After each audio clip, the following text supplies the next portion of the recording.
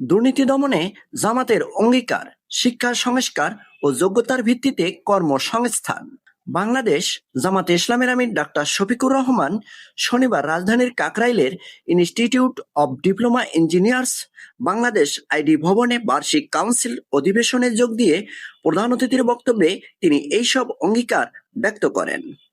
Doctor Shafiqur Rahman সেখানে তার ভাষায় ব্যক্ত করেন, জামাত ক্ষমতায় আসলে দেশের ভাঙ্গা মস্কা শিক্ষা ব্যবস্থাকে সংস্কার করবে। নৈতিক ও বৈশ্বিক শিক্ষার সমন্বয় ঢেলে সাজানো হবে শিক্ষা ব্যবস্থাকে।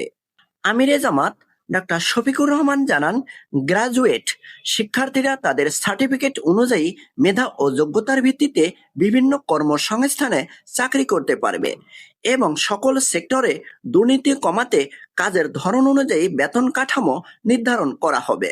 শফিকুর রহমান আরো বলেন, জামাতে ইসলামী ক্ষমতায় আসলে জনগণের যে কোনো ন্যায্য দাবি আদায়ের জন্য কাউকে রাস্তায় নামতে হবে না। ইনসাফের ভিত্তিতে যার যার পাওনা তার তার হাতে তুলে দেওয়া হবে।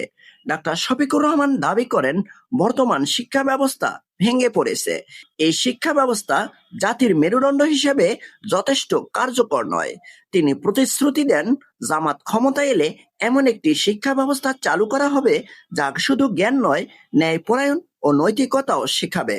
ডাক্তার শফিকুর রহমানের ভাষায়, যে শিক্ষা মানুষকে মানুষ বানাতে পারে সেই শিক্ষা ব্যবস্থা চালু করা হবে। ডাক্তার শফিকুর রহমান বাংলাদেশ পুলিশ বাহিনীকে নিশানা করে বলেন, পুলিশকে 24 ঘন্টা অস্ত্র হাতে ঝুঁকি নিয়ে দায়িত্ব পালন করতে হয়, অথচ তাদের বেতন ফকিরের ভিক্ষার মতো। এভাবে হলে তারা কেন ঝুঁকি নেবে? পুলিশের কাজ অনুযায়ী, কাজের ধরন অনুযায়ী তাদের যথাযথ পারিশ্রমিক দিতে হবে। এমনটাই মন্তব্য করেন জামাতের আমির ডাক্তার শফিকুর রহমান।